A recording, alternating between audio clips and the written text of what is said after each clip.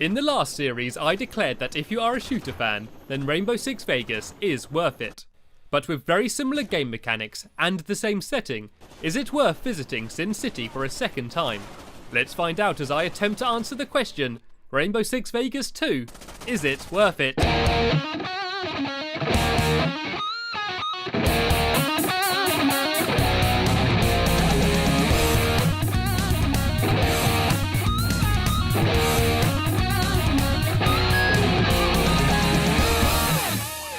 The first thing you're likely to notice when playing Rainbow Six Vegas 2 is how similar it is to its prequel. The visuals have had little to no improvements, and the gameplay has seen few upgrades. Vegas 1 was a very good game though, so not changing what wasn't broken might not have been an entirely bad design decision. Rainbow Six Vegas 2 is a first-person shooter with a strong emphasis on tactical gameplay and well thought out strategies. Taking cover, ordering your squad mates into positions, and accurate shooting is the most effective and satisfying way to play Rainbow Six Vegas 2. Cool gadgets such as the snake cam make a welcome return, and breaching and clearing rooms is as fun as it was in Vegas 1. Almost all the gameplay mechanics are carried directly across from the original, and many of the game's assets, sound effects, and music are identical. This results in the single player feeling more like the next chapter in the same campaign, rather than a step forward for the franchise. The one big change to the gameplay is the addition of the ability to sprint. This allows you to dart quickly from cover to cover, although some hardcore fans didn't like how it changed the gameplay. The other big addition is the perpetual unlock system. All of the equipment you unlock in one mode carries across to all of the others. It's nice to see unlocks pop up on screen to show that you're always working towards something, but by the end of the campaign I'd almost unlocked all of the best equipment already.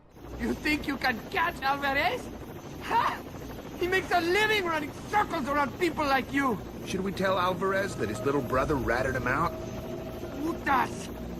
Fucking lawyer! Had no choice, he was going for the gun.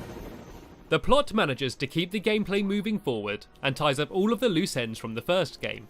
But the bland characters and predictable moments ensure that you're unlikely to ever feel truly engaged in the story. The sometimes poor AI and mediocre story holds the single player back from being anything above average. Luckily, the online multiplayer is a much tighter experience. Online games play at a much faster pace than the single player, but good teamwork and accurate shooting are key for victory.